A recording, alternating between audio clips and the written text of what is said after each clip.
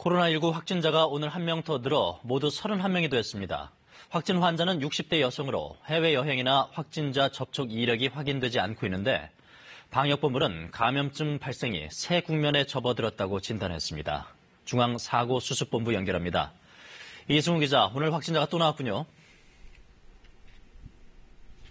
네, 대구에 거주하는 61살 여성입니다. 어제 오후에 발열과 폐렴 증상을 호소해서 대구 수성구 보건소에서 검사를 받았는데 오늘 새벽 양성으로 확인됐습니다.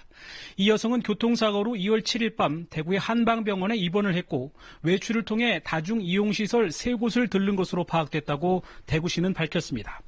또 2월 9일과 16일에는 교회 예배를, 또 15일에는 대구 시내 호텔 뷔페에서 점심 식사를 한 것으로 전해졌습니다. 어제 확진 판정을 받았던 30번째 확진 환자의 동선도 오늘 추가로 공개됐습니다. 발병일로 추정되는 2월 6일을 전후해 서울 중구에 있는 한 회사에 2시간가량 출근을 했고요. 종로구에 있는 의원 한 곳과 약국 한 곳, 또 10일에는 지하철을 타고 인천 용유도와 경인 아라뱃길 등을 방문한 것으로 확인됐습니다. 이 환자의 발병 이후 밀접 접촉자는 20명 정도로 파악이 됩니다. 문제는 오늘 나온 확진 환자도 감염 경로가 확인되지 않는다는 거 아닌가요? 네, 그렇습니다. 31번째 확진자도 또 29, 30번째 확진 부부와 마찬가지로 해외여행 이력이 없습니다. 또 다른 확진자와 접촉을 한 사실도 아직 확인이 되지 않고 있습니다. 방역 당국의 감시망을 벗어난 감염일 가능성이 높다는 건데요. 만약에 이 3명의 감염 경로가 계속 확인되지 않는다면 지역사회 감염에 대한 신호로 볼 수도 있어서 방역 당국이 긴장하고 있습니다. 방역대책본부는 오늘 코로나19 발생이 새로운 국면에 접어들었다. 또 앞선 3명의 환자와 비슷한 환자들이 늘어날 가능성이 있다, 이렇게 진단했습니다. 또 이제 지역사회 감염에 대한 대응 체계를 같이 가동해야 하는 시기라고 언급하기도 했습니다. 지역사회 감염에 대한 우려가 점점 높아지는 것 같은데 그렇다면 정부 위기 대응 수위도 더 높아져야 되는 거 아닌가요?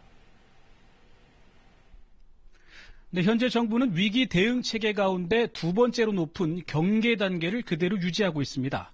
이걸 최고 단계인 심각으로 높여야 한다, 이런 주장이 있는데요. 일단 방역 당국은 추가 환자 발생 추이와 함께 위험 평가에 대한 종합적인 고려가 있어야 한다는 입장입니다.